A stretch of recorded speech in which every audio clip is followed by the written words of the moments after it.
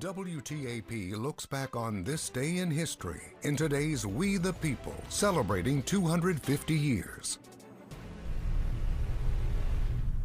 On April 18, 1906, at 5:13 a.m., an earthquake estimated at close to 8 on the Richter scale strikes San Francisco, California, killing an estimated 3,000 people as it topples numerous buildings. The quake was caused by a slip of the San Andreas Fault over a segment about 275 miles long, and shockwaves could be felt from southern Oregon down to Los Angeles. A moment to reflect, a time to remember. Join WTAP in celebrating We the People. Watch This Day in History every day on WTAP News at 6, proudly sponsored by WVU Medicine Camden Clark.